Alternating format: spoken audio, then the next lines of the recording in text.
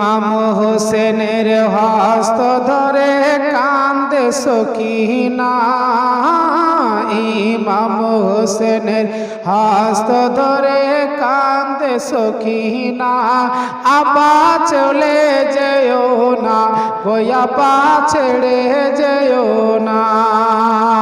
ইমাম হোসেনের হস্ত ধরে কান্দে সকিনা, আবা চলে যেও না গোয়া পা ছেড়ে যেও না। নবী পাকের পাগড়ি খানা মাথায় বাঁধিল, শেরে খোদার তরবারি হাতে যে নিল।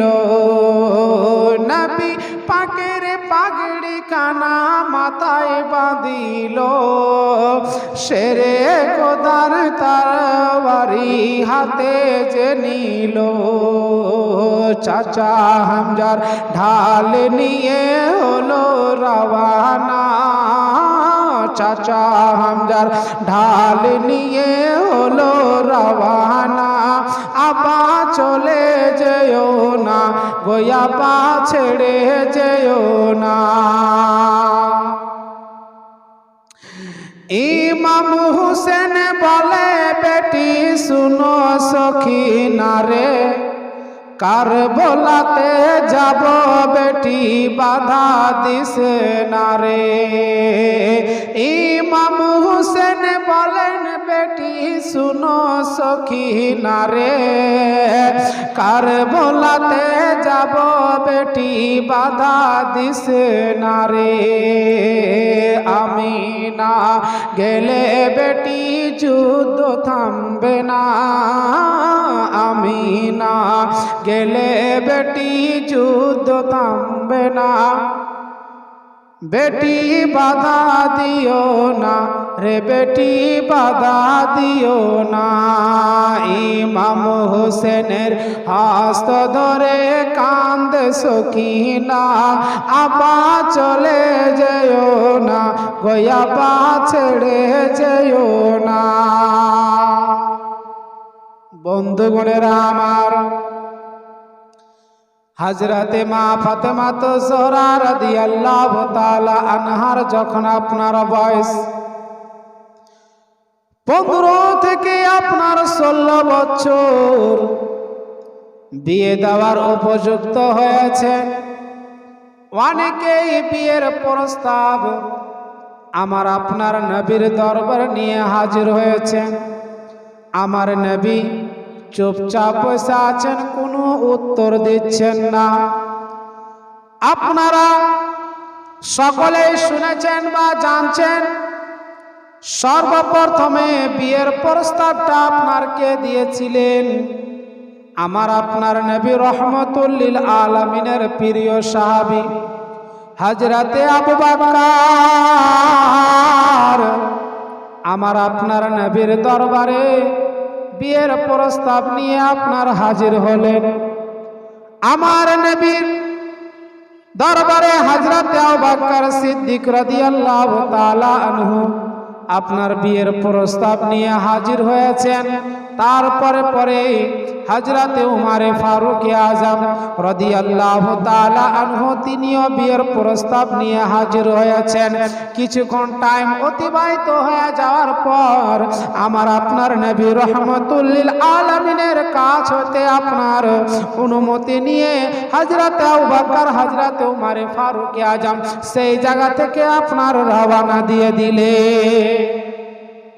বিয়ের প্রস্তাব দিয়েছেন, নবী আমার কোনো কথা বলেননি, চুপচাপ আছেন। এই জন্য যে আমার নবী পাক সাল্লাল্লাহু তাআলা সাল্লাম বলেছেন যে আমার কলেজার টুকরা নয়নের তারা হযরতে ফাতেমাতুজ জোহরার বিবাহতে আমি ততক্ষণ পর্যন্ত রাজি হব না যতক্ষণ পর্যন্ত আমার আল্লাহ রাজি না হবে। তাই আমার নবী কোনো কথা বলেননি, চুপচাপ বসে আছে। হযরতে উমরে ফারুক আযম হযরতে আবু বকর সিদ্দিক যখন আপনার এক পা দু পা করে টুক টুক টুক টুক করে আপনার যেতে আরম্ভ করে দিয়েছেন, হযরতে উমর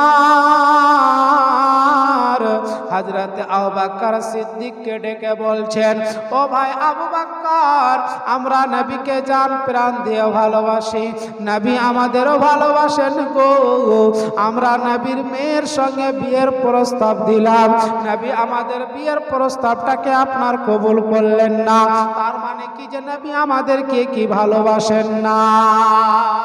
হযরতে আবু বকর সিদ্দিক রাদিয়াল্লাহু তাআলা আনহু বললেন, ও ভাই ওমর,